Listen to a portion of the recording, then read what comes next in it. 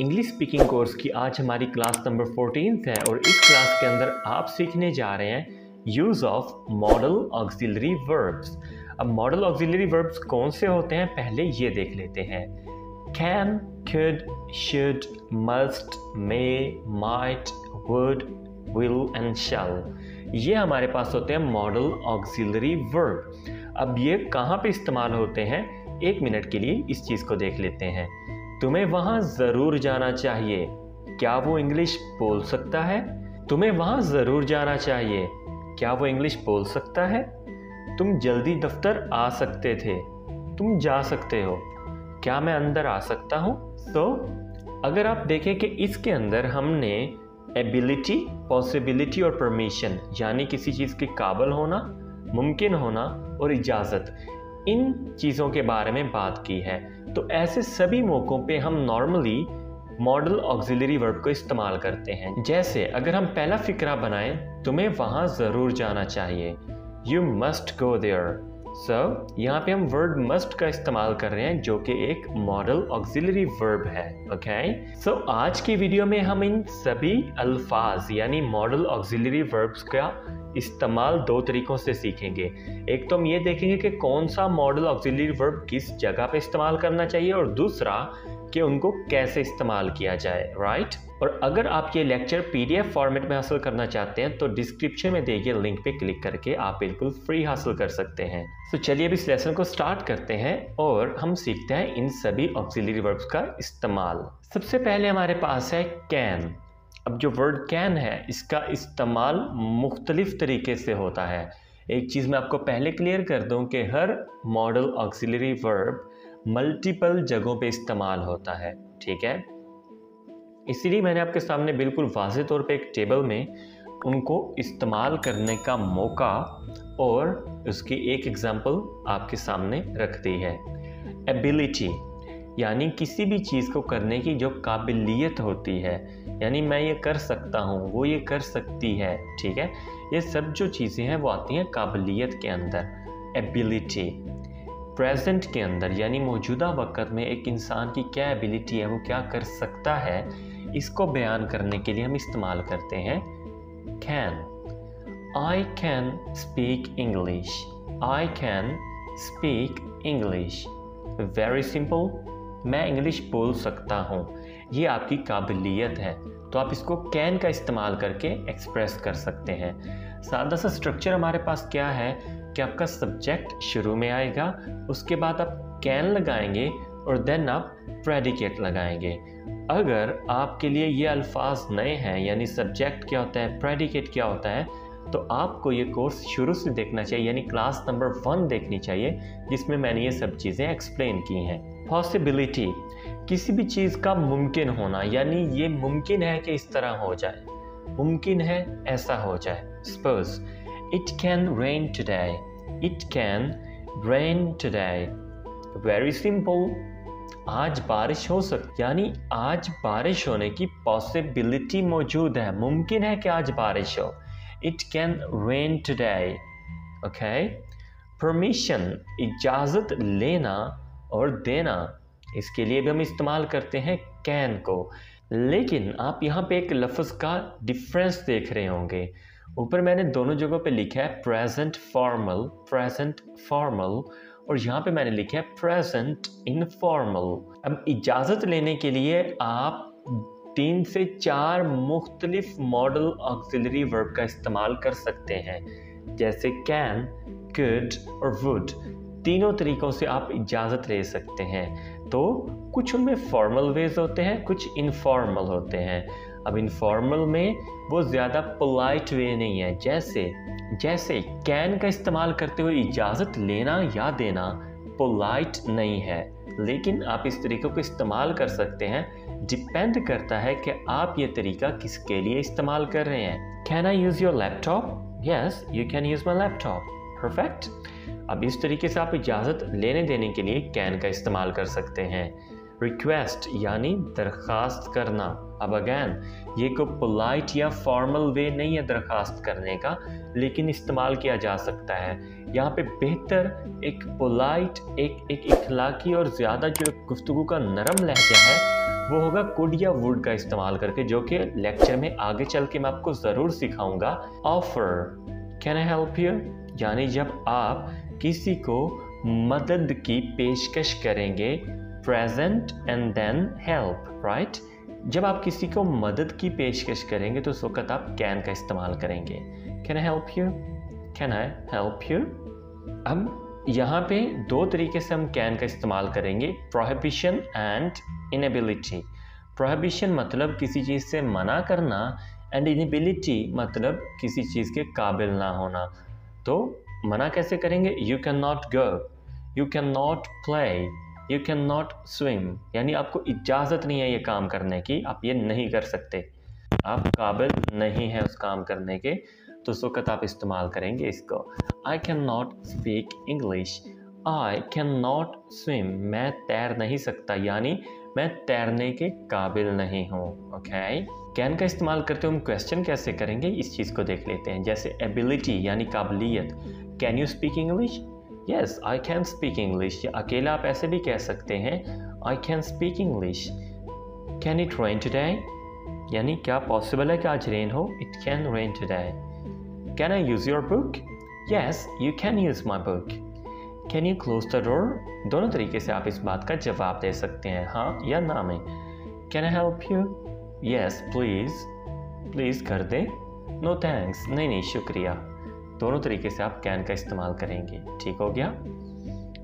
अब आगे हम इस्तेमाल देखेंगे कुड का।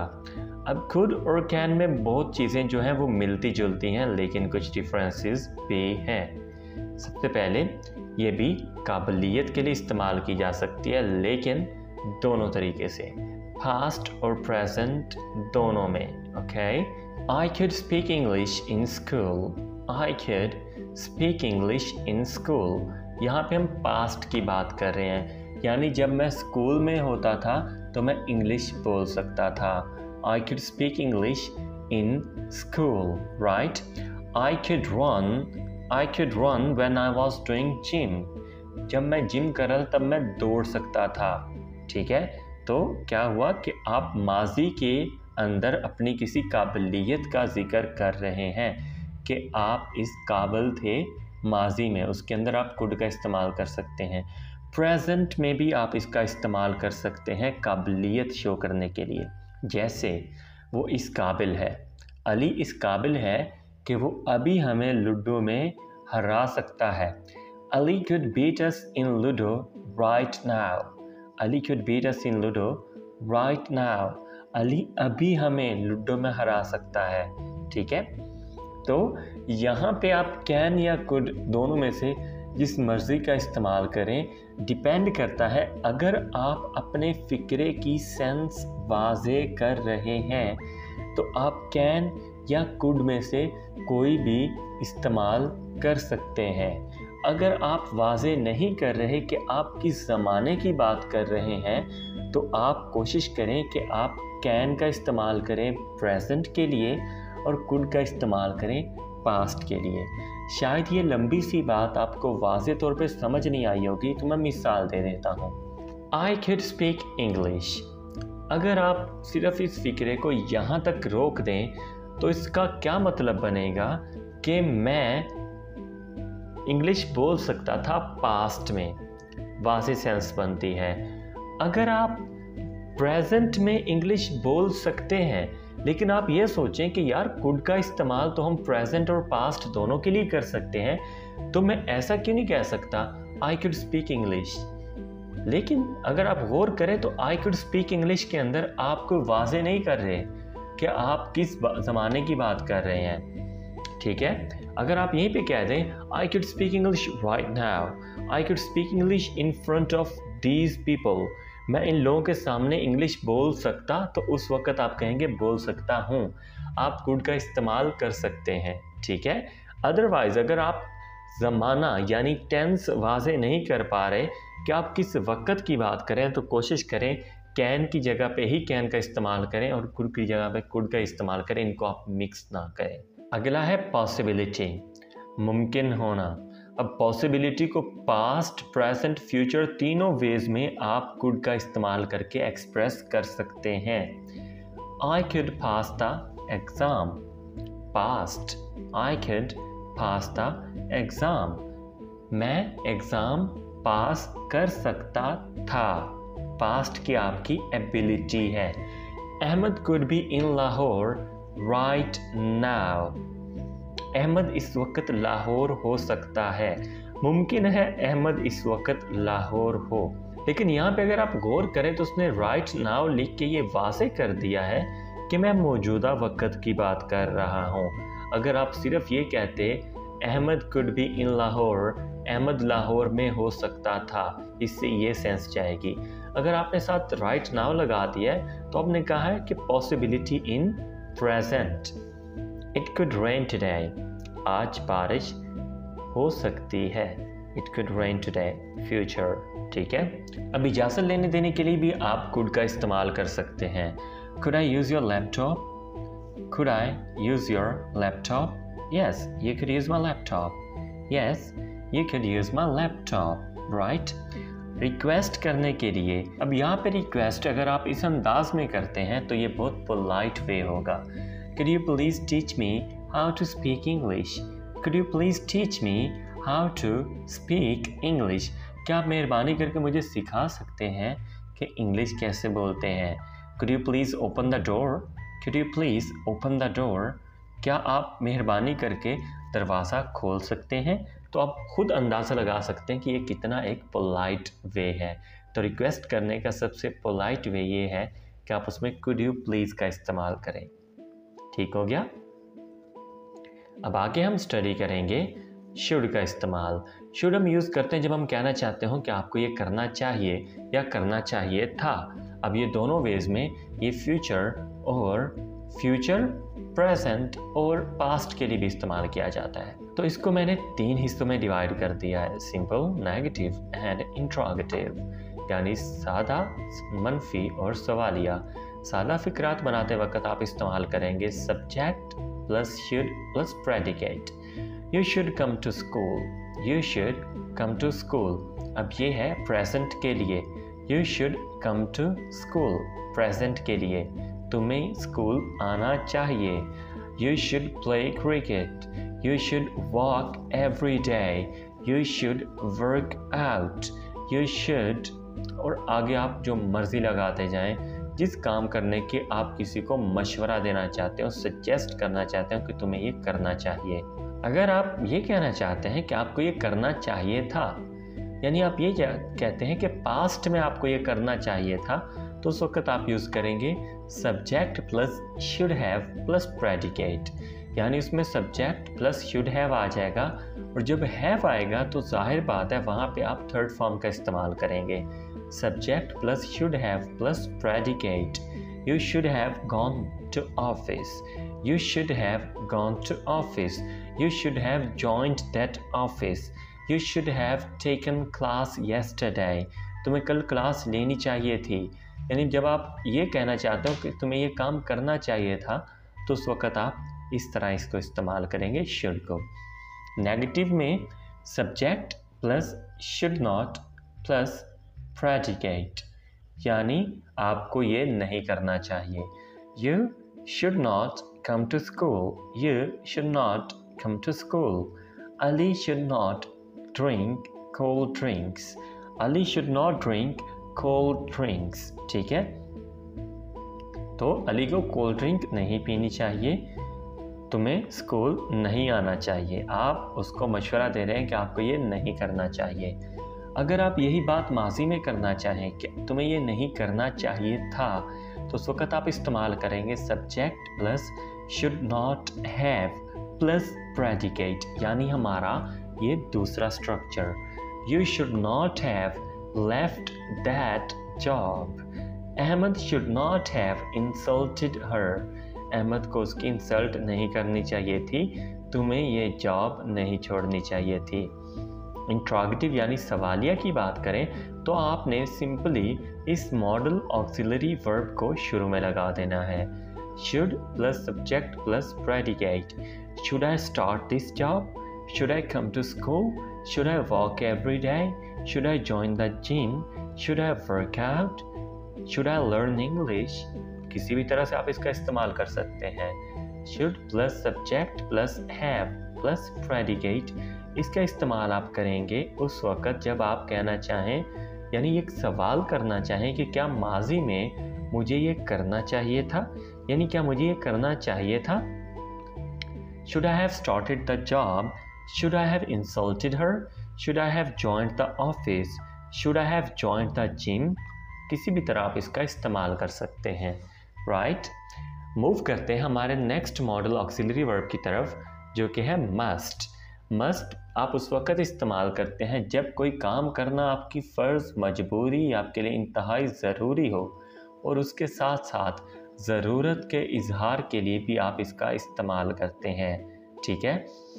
जैसे कि शुड का इस्तेमाल हम करते हैं उस वक़्त जब हम ये मशवरा देना चाहें कि आपको ये करना चाहिए। मस्ट उसकी एक तरह की समझ लें कि आप इंटेंस फॉर्म की बात कर रहे हैं, यानी जब आप कहें कि ये आपके लिए करना ज़रूरी है, आपको ज़रूर ये करना पड़ेगा, उस वक़्त आप सब्जेक्ट के साथ यूज़ करेंगे मस्ट, साथ आप यूज़ करेंगे प्रेडिकेट। कोई काम आपका ऑब्लिगेशन, ड्यूटी या आपके लिए बहुत ज़्यादा अहम हो, you must go to the office, यानी काम के लिए आपको ऑफिस जाना है तो वो आपके लिए मजबूरी है, आपके लिए ज़रूरी भी है, आपका फ़र्ज़ भी है और आपके लिए बहुत अहम भी है। इन एनी केस आप मस्ट का ही इस्तेमाल करेंगे। You must go to the office, you must eat all of your fruits, तुम्हें अपना सारा फ्रूट खाना है, you must eat all of your fruits. You must wear a seat belt, you must wear a seat belt.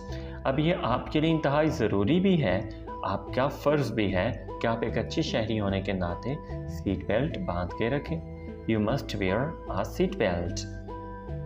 जब हम कहें कि एक काम होने के लिए एक चीज़ बहुत ज़रूरी है, किसी भी काम के लिए, किसी भी चीज़ के लिए कोई दूसरी चीज़ बहुत ज़रूरी है, तो आप उस वक़्त भी मस्ट का इस्तेमाल करते हैं। और इस वक्त हम बात कर रहे हैं एम्फसाइज नेसेसिटी, यानी किसी चीज़ की ज़रूरत पे जब हम फोकस करते हैं, उसको एम्फसाइज करते हैं, उस पर गौर करते हैं, उस पर गौर दिलाना चाहते हैं, तो उस वक्त हम इस्तेमाल करते हैं मस्ट को।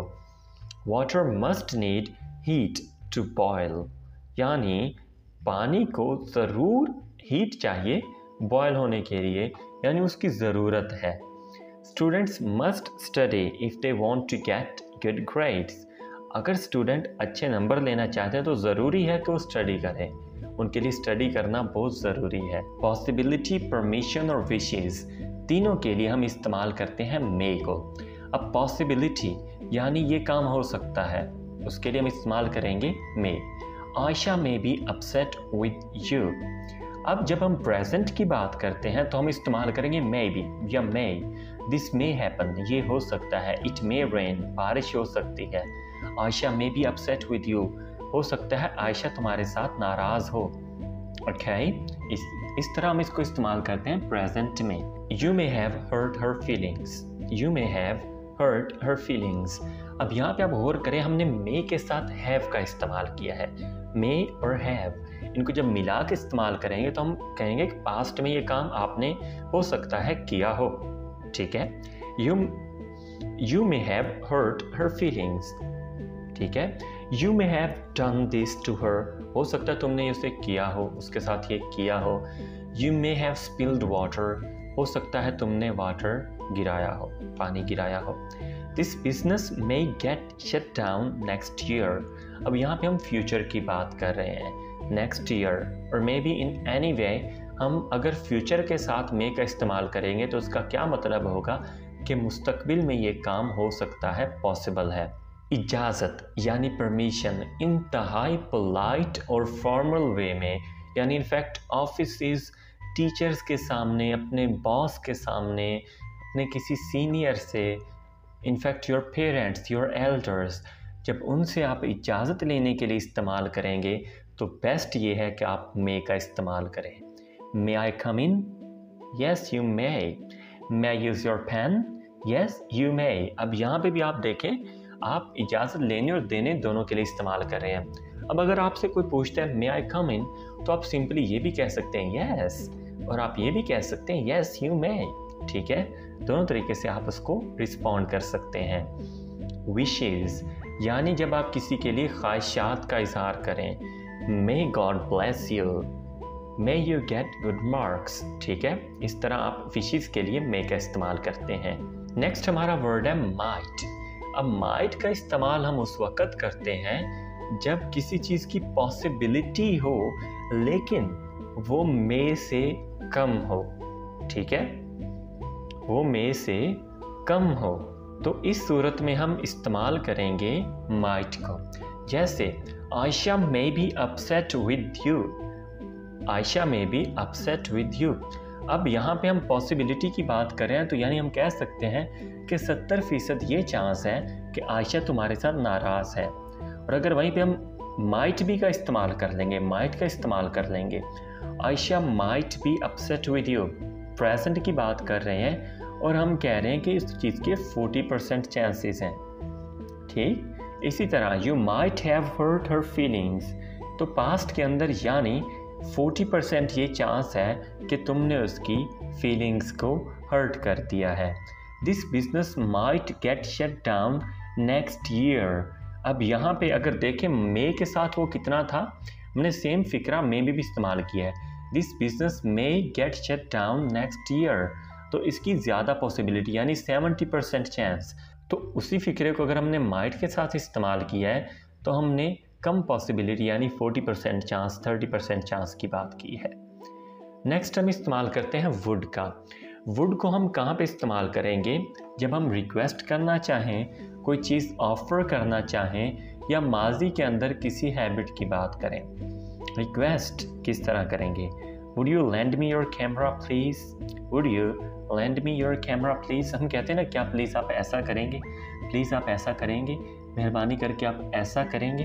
तो उस वक्त आप क्या कर रहे हो? तो रिक्वेस्ट कर रहे हो, तो इंतहाई पोलाइट और रिस्पेक्टफुल वे में। Would you lend me your camera please, I would like more tea please, would you shut the door please. ठीक है, इस तरह आप इसको रिक्वेस्ट के लिए इस्तेमाल कर सकते हैं।